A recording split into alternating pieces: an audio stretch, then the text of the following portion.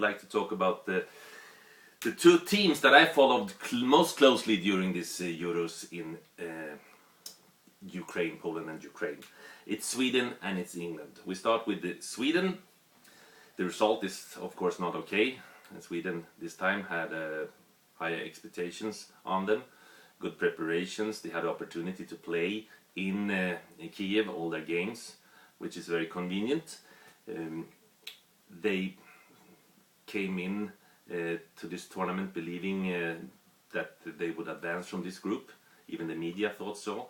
And then they lost the first game against Ukraine, and even against England the second game they had a lead quite deep into the game but couldn't hold on to it. So that's a disappointment. And then they won their last game against France. For Sweden it was a meaningless game, but for France it was an important game, and Sweden won. Beautiful goal from Zlatan, of course, which meant that they left the championship with a good aura around themselves, a good feeling, which giving hope for the Swedes towards the World Cup in Brazil in 2 years, and of course the qualifications before that. And I have almost the same feeling for England. They came to this championship without the highest expectations on them. A lot of injuries on key players. Rooney suspended for the first 2 games. Roy Hodgson, the coach, appointed quite closely to the championship, didn't have time to prepare the team as the other coaches.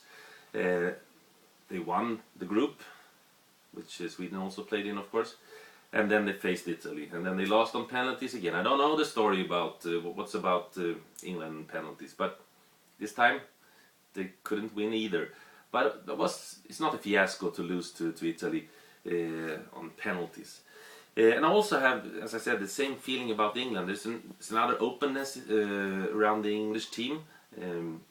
I felt from outside, and also the English player, the harmony in the team seemed to be very good. So I believe that England can do something really good with coach Roy Hodgson during the last years.